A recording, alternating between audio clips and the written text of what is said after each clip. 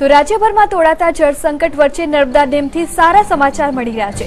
નર્મદા ડેમની જળ સપાટીમાં 36 કલાકમાં 15 સેન્ટીમીટરના પાણીનો વધારો થયો છે। આજે સરદાર સરોવર નર્મદા ડેમમાં 58મો સ્થાપના દિવસ છે। સ્થાપના દિવસે જ ગુજરાતવાસીઓ માટે સારા સમાચાર આવ્યા છે।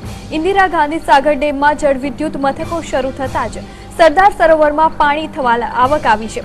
પાણીની આવકમાં વધારો થયો છે અને 2 દિવસની આવકમાં 39,445 ક્યુસેક પાણીની આવક નોંધાઈ છે। 2 દિવસ પહેલા પાણીની સપાટી 119.23 મીટર હતી, જે આજે 15 મીટરનો વધારો થયો છે અને 119.38 મીટરે પહોંચી ગઈ છે। કેનાલમાં 5,000 ક્યુસેક પાણી છોડાઈ રહ્યું છે।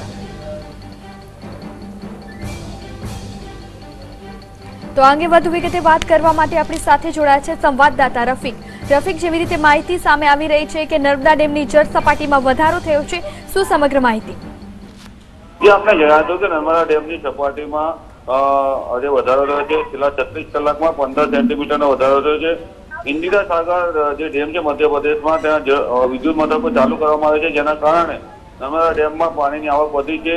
હાલ 2 દિવસમાં પાણીની આવક 39,445 ક્યુસેક નોંધાઈ છે। 2 દિવસમાં 119.23 મીટરની સપાટી પહોંચી છે। હાલ નર્મદા ડેમની સપાટીમાં વધારો થયો છે, જેના માટે ગુજરાત માટે સારા સમાચાર છે અને કેનાલમાં હાલ 5,000 ક્યુસેક પાણી છોડાઈ રહ્યું છે। જે પાણી પીવા માટે તે કચ્છ સુધી લઈ જવામાં આવી રહ્યું છે। પાણી જે છે તે આ પાણી આવકના વધતા જે ખેડૂતોને સિંચાઈ માટે પાણી આપવાની પણ માંગ કરાઈ છે। જી રફીક, સમગ્ર માહિતી આપવા બદલ આપનો આભાર।